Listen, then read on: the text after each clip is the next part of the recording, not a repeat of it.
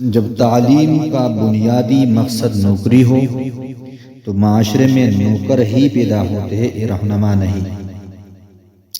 علم دل کو ایسی شاداب رکھتا ہے جیسے خشک زمین کو بارش۔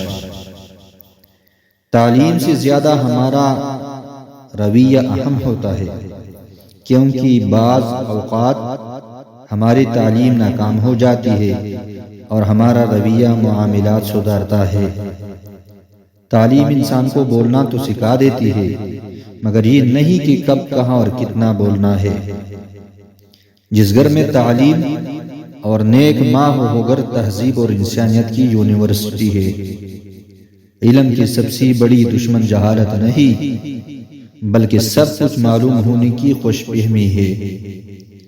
آداب انسان کو اخلاق کی بلندیوں تک لے جاتا ہے، لیکن علم نہیں، کیونکہ علم تو شیطان کے پاس بھی بہت تھا، لیکن آداب نہیں۔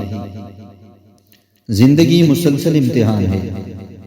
یہاں 10 بار گرنے کے بعد 11ویں بار اٹھ جانے کا نام ہی کامیابی ہے۔ وہ شخص کبھی کامیاب نہیں ہو پاتا جس میں ناکامی کا خوف کامیابی کے چاہت سے زیادہ ہو۔ آپ تعلیم پر پورا دھیان دیں، اپنے آپ کو عمل کے لیے تیار کریں، یہ آپ کا پہلا فرض ہے۔ ہماری قوم کے لیے تعلیم زندگی اور موت کا مسئلہ ہے۔